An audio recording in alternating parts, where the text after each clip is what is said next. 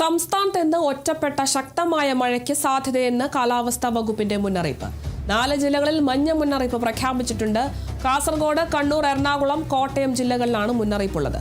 നാളെ 2 ജില്ലകളിലും മഞ്ഞ മുന്നറിയിപ്പാണ്. കള്ളക്കടൽ പ്രതിഭാസത്തിന്റെ ഭാഗമായി കേരള കന്യാകുമാരി തീരത്ത് ഉയർന്ന തിരമാലകൾ കാരണം കടലാക്രമണത്തിന് സാധ്യതയുണ്ടെന്ന് ദേശീയ സമുദ്ര പരിസ്ഥിതി പഠന ഗവേഷണ കേന്ദ്രം അറിയിച്ചു.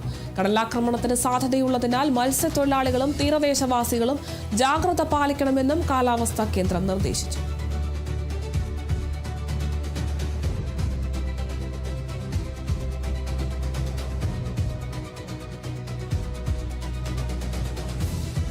ഡിവൈഎഫ്ഐ സംസ്ഥാന സമ്മേളനത്തിന് തൃശൂരിൽ നാളെ പതാക ഉയരും. 19 മുതൽ 22 വരെ 4 ദിവസങ്ങളിലായാണ് 16ാമത് സംസ്ഥാന സമ്മേളനം നടക്കുന്നത്.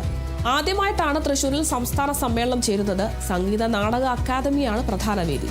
20 രാവിലെ 10 മണിക്ക് നടൻ പ്രകാശ് രാജ് പ്രതിനിധി സമ്മേളനം ഉദ്ഘാടനം ചെയ്യും.